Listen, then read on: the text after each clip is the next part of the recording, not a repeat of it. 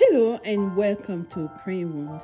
This is Dr. Suzanne, and today I would like to talk about your marriage is your homework. What does that mean?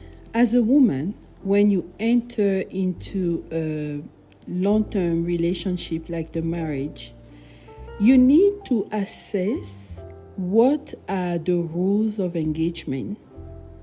What is your role in that man's life, and what is the agreement you signed yourself into? Because not all marriages are equal. I recently had a video where I was talking about 3 different types of marriages: the karmic, the soulmate, and the divine. And this is only important, especially the divine, if you are someone who is already highly refined spiritually, and you understand that you have a very important mission in the kingdom that must be impactful.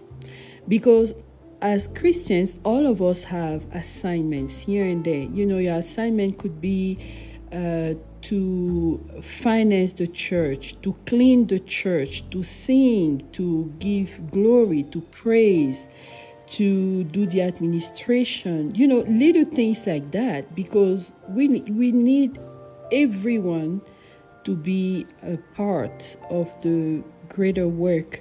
But there are some people who are destined for a larger, more impactful destiny in the kingdom, and those are usually better off in a divine type relationship. But whatever you signed yourself into, you need to do your homework. What do I mean by homework? In different types of marriages, there are different types of battles. If you are in a karmic relationship, how do you identify that? First of all, you are most likely not equally yoked. Not equally yoked means the spiritual covering, the spiritual umbrella on your heads are different. And that is the very reason why you will not have a lot of peace. Not that you're going to argue all the time, but there is going to be a subtle battle. There is going to be a lot of arguments. There's not going to be peace unless, you just keep quiet. Now, as women, if you're a Christian, we love to pray. We love to read the Bible. We love to go to church. And as you do that, let's say I'm talking about women, and I'm talking to women because I'm talking to you, the mother and the wife who has to do your homework. I'm not talking about the men. So I'm going to assume that you are the Christian and the prayer warrior, and the man might not be, okay? This is just a type of marriage and relationship. It's not all of them. But I'm focusing on women, and I want to kind of give you an idea of what I mean by your marriage and your homework. So if you are in a karmic relationship, you are most likely unequally yoked, meaning that your husband is not under the same spiritual jurisdictions as you. If you are married to, let's say, a man from African origins, and we know that in a lot of families and tribes, the spiritual background of the family is very prominent. And let's say this guy is just a casual Christian. He prays for 2 minutes. He barely reads the Bible. He goes to church, knows a few songs, and that's all he does. If he is under this family spirit, I would say, spiritual umbrella, the more you as the wife begins to pray and fast and seek God, the more battles will begin to arise in your house, because now your altar, you building up an altar that is opposing his family altar. And you will begin to have issues that you don't even understand where they are coming from. All right. When you are in this type of marriage, your goal is to break generational curses that are coming from that family altar. And you yourself, you can also have generational curses in your own family that you need to identify and break. How do you go by? Figuring out what your mission is. You observe your husband and you look at his habits, his character, and the things he does that you don't like too much or are a little off. It could be anger, it could be stinginess. Stinginess is a problem. It's not just stinginess is a demon. It could be sexual perversion, masturbation, pornography, or whatever. And then you look the family patterns. Is it a family where there's poverty, specific infirmity, certain things that happen at a certain age, or certain habits that you begin to see in your children? Then you need to arise and fight to help break the generational curses. Sometimes if the family altar is too strong in the man, and he is really not wanting to love and accept Jesus Christ truly, and he wants to continue the same patterns, then you might have to get out of this marriage at some point. I'm sorry, but this is the real truth. This is the truth.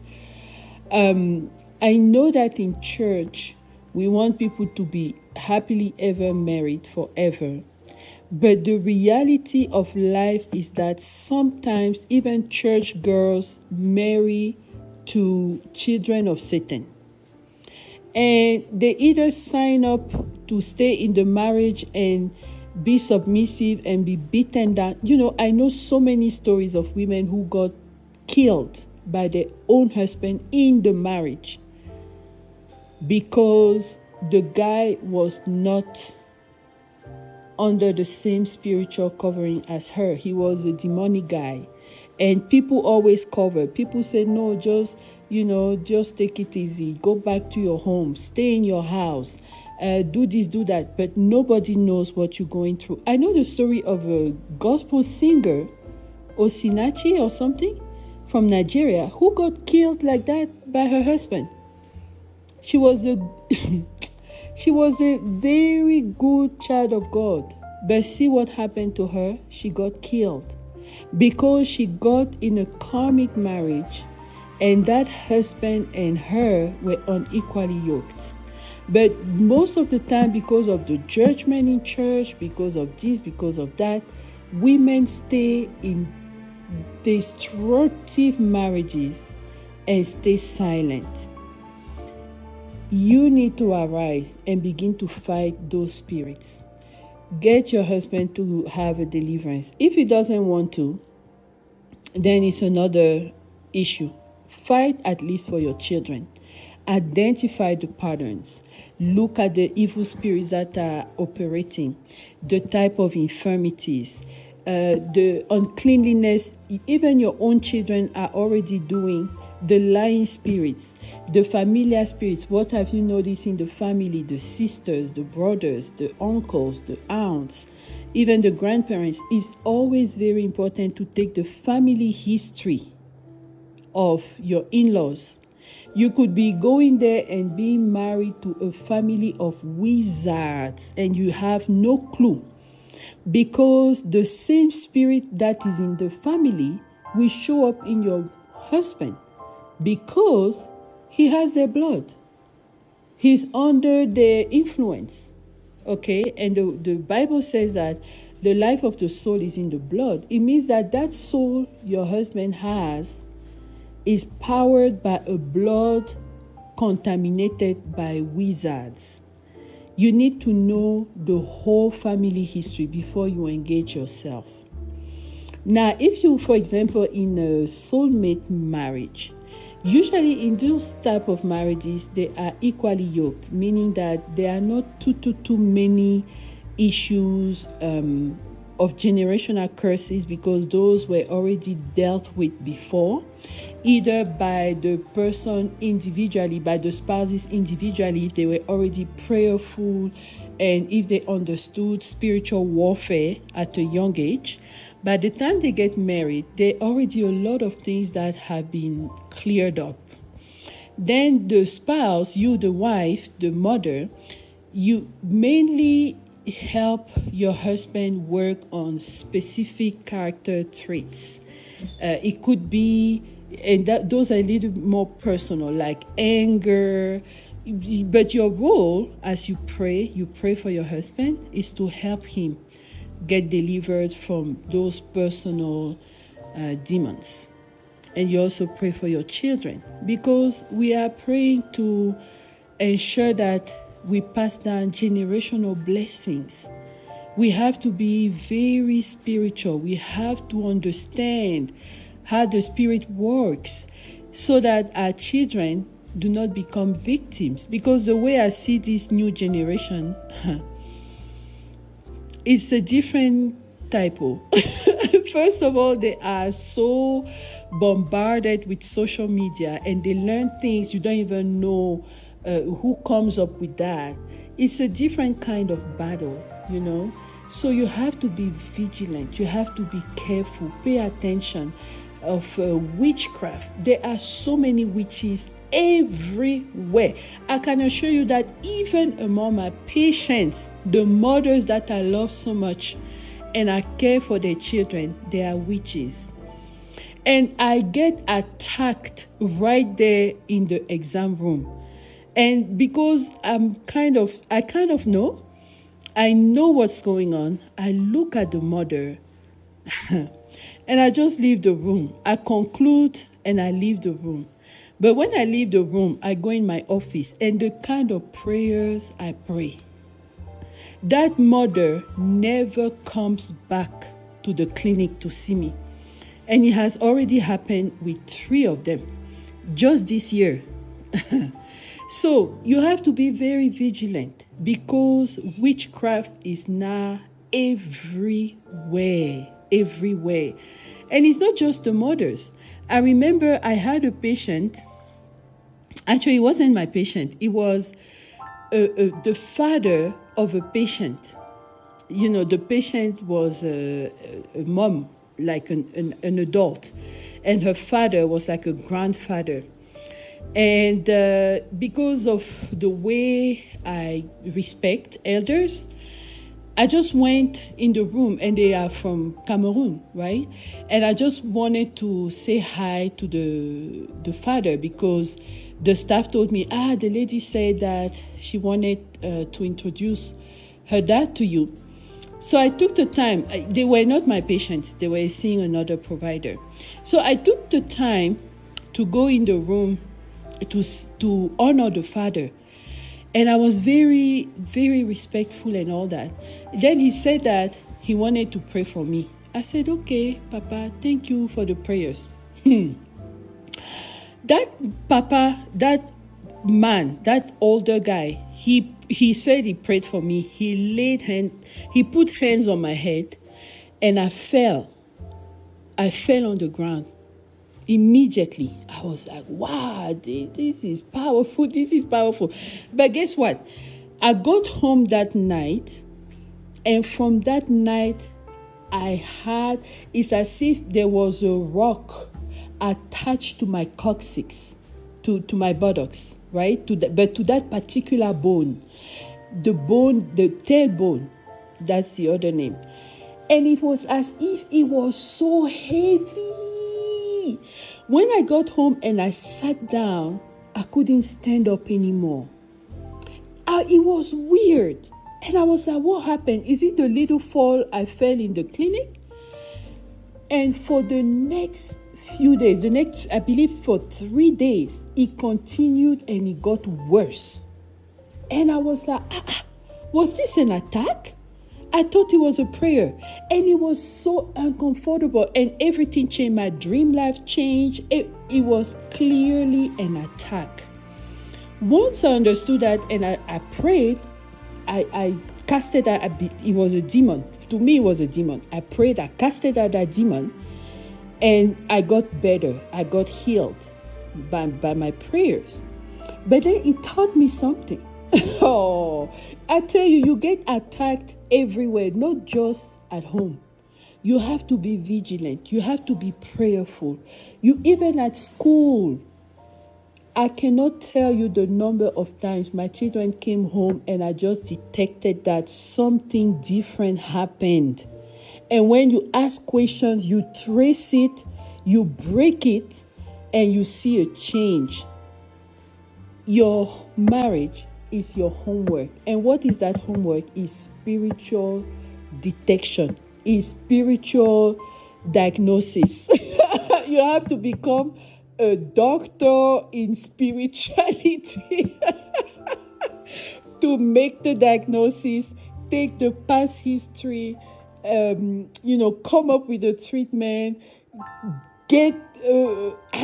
I'm telling you, you have to be careful.